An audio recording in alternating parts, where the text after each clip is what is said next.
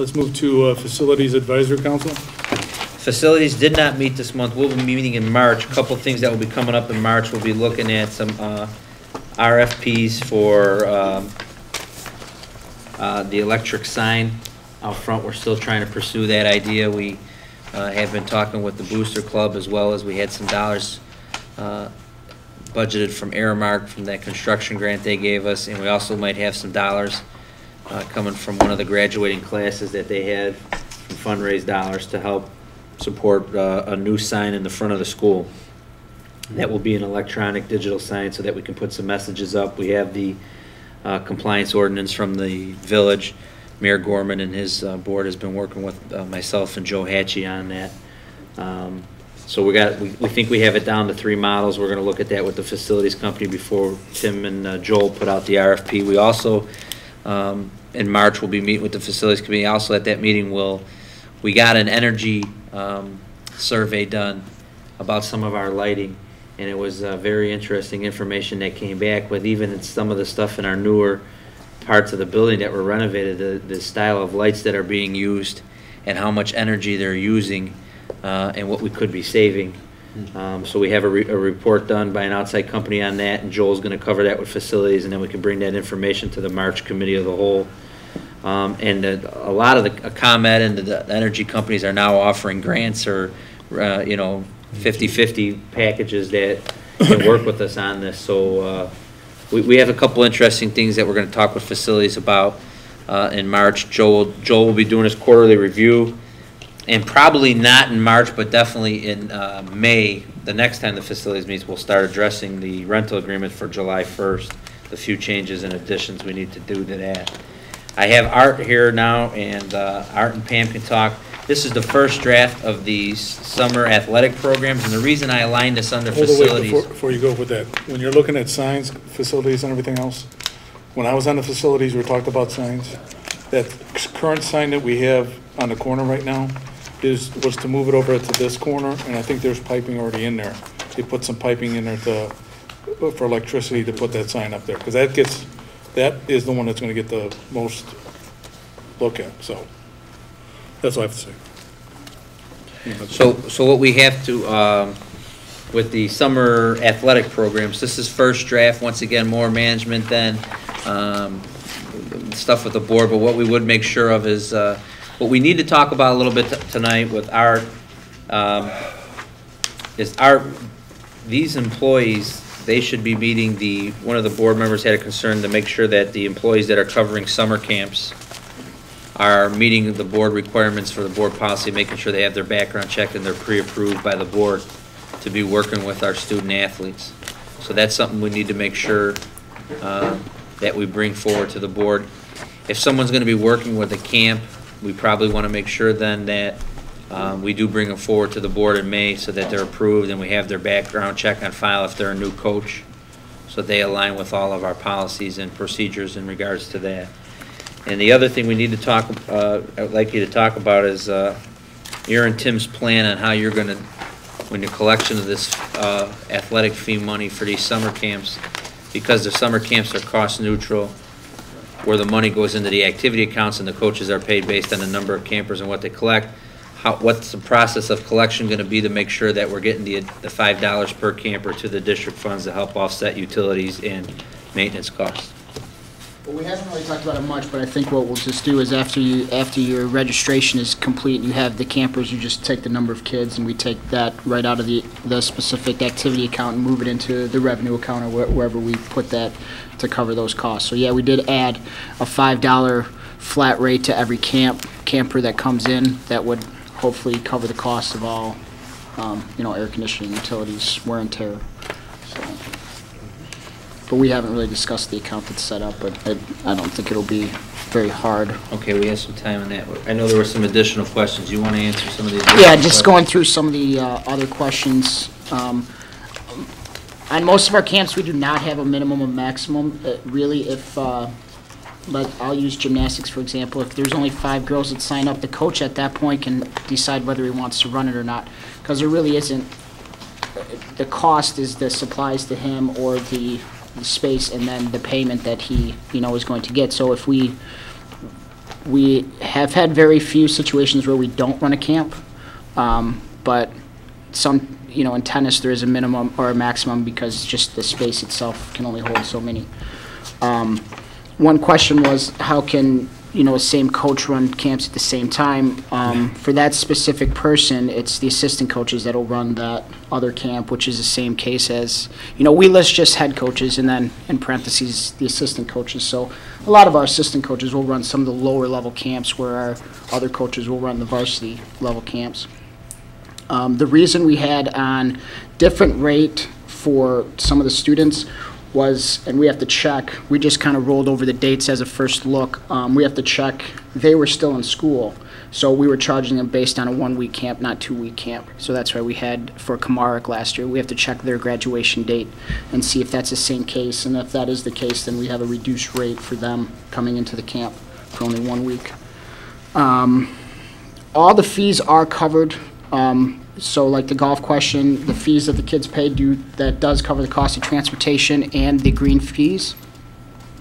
Gymnastics, in any camp, if we do have a minimum, it's, we'll send it out skyward online, and if it's, the first 20, whoever signs up at the business office, once it's full, just like a class, then we'd say, unfortunately it's full at this time. Running camp, same thing. They did take a bus last year. They usually typically go to either the lakefront or they go to one of the local parks where they run, but that does come right out of their camp money to take that school bus. Football, the lower kids are just an outdoor camp. It's written in there. I can see how it might be confusing, but when we do the grade school camp, it's just out on the football field, go through skills, things like that. As far as the July 5th, just a misprint first draft, we had changed the date underneath but didn't change it in the description on that Friday. And as far as the form also, we'll change to add, if you're not in the high school, what grade are you in? You're obviously going to sign up for that grade camp, but we'll add a spot in the form that they can just put what camp and what grade that they're entering. I don't know if there's any other questions. Like I said in the memo, all of our camps are cost neutral. Whatever comes in, comes out. That's how we've done it, at least since I've been here the last couple of years. And, yeah. Yeah, I have a question for you, Mr. Ostro. You touched on gymnastics. Do you anticipate doing a proportional personnel inclusion on something like gymnastics where it's safety or measured? If you had 5 people, you could probably, Mr. Susilak would probably be adequate for doing spotting, and right. Doing back walkovers and giants and uneven parallel bars. But if you had 20, it would still be cost neutral, but you would have to include a second person. Yeah, I think we would determine what he wants accomplished with that camp. And if he was by himself, we couldn't do certain things. I just spotted the uneven parallel bars and the back walkovers and the balance beam. Yeah. They scare me. Yeah. I would never do it, but my daughter has. But yeah, typically, like last year, he had a couple people that we were going to also have in, and our numbers were so low that we did not end up using them. But yes, definitely. Are they? Do they have free volunteers ever? Or is it part that's of a the great RBA question, because to be contract? honest, we haven't brought everyone to the board before for summer camp. This will be the first year that we've done that. So they have had people come in at a reduced rate or this or that, and because they just kind of divide the money up. So whoever can kind of get there, it's typically who we have on staff. But And that would be something we would probably just talk with the RBA, but since it's not funded by the district. It's not a district-funded account, so to say. It's not a stipend position for us. It's more of a volunteer position as it is. So, anybody that works with kids at RB needs to make sure they have a background check and be pre-approved by the board. And there's 2 things that I talked to Kevin about, and Tim, one of them affects you. There's not, again, a qualification of the board's duty on not approving people because they work in the summer. We have a duty to approve everybody, including what they're paid. And the second thing, and I think this is a common misconception, Art, so it's not picking on you, but we have a fiduciary obligation to all those activity funds too. And we have a reporting obligation to the state that we're supposed to approve on what the activity was in those funds. So I talked to Kevin and said, I think there's a misconception that because the money goes into the activity funds, and again, if you don't mind, I'm going to use your words, it's not a board account.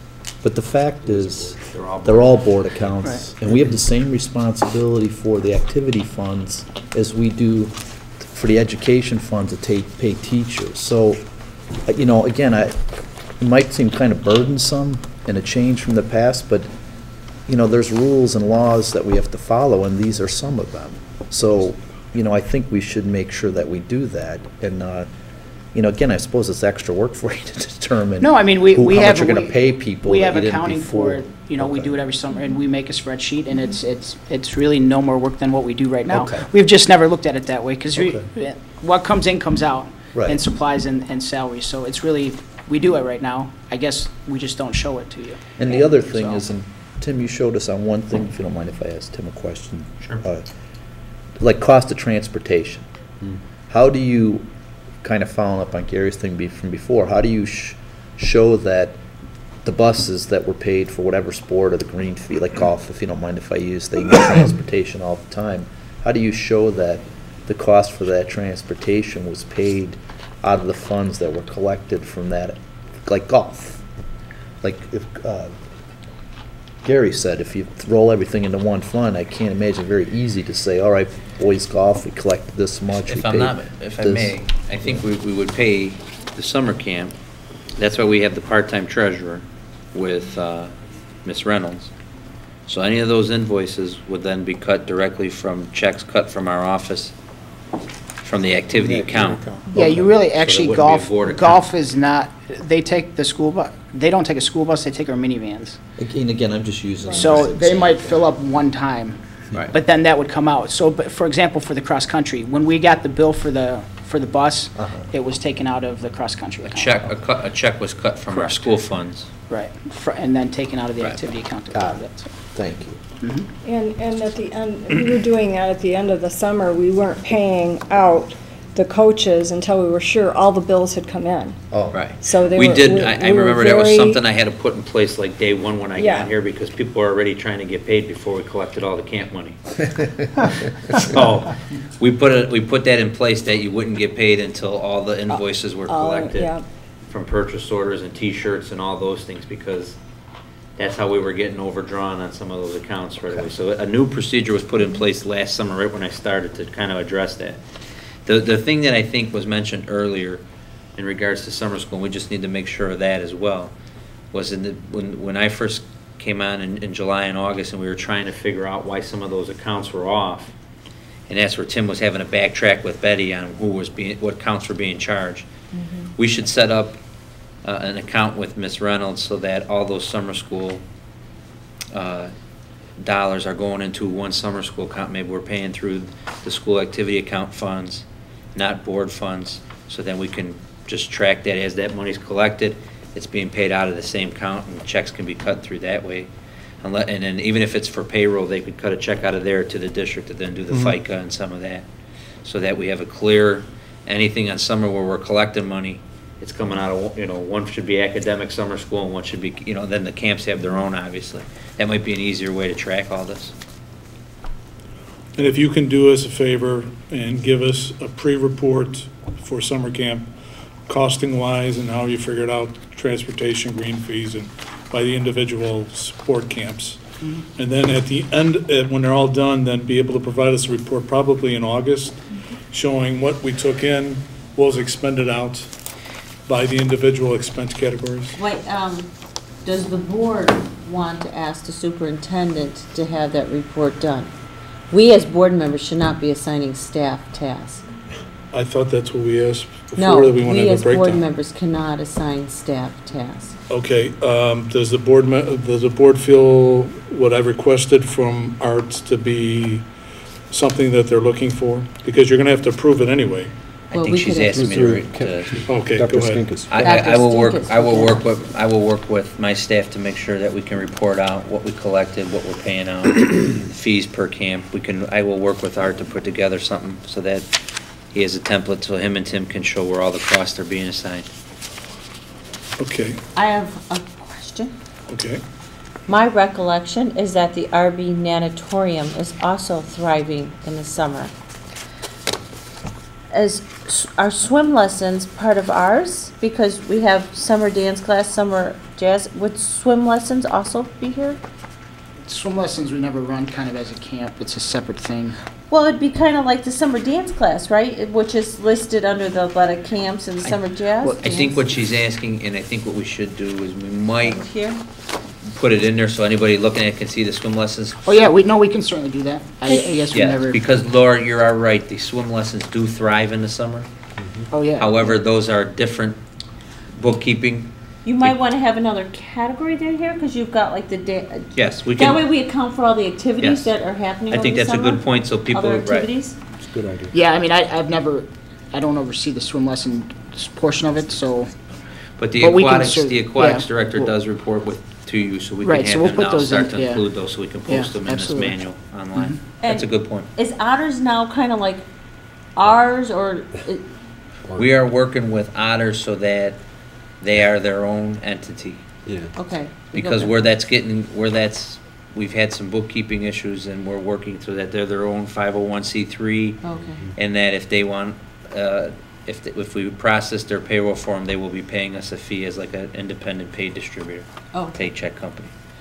but the swim lessons will be ours, just like the Yes. dance and Age jazz. group swim will be the same as age group gymnastics. And gymnastics, and so maybe we could have a category, other summer activities or something. I think they could probably just be listed on there. The key with that is the bookkeeping for Tim and Art, that those two go into a different account, Yeah.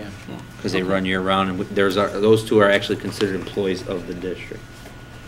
Okay, any other Good question. questions? Good question.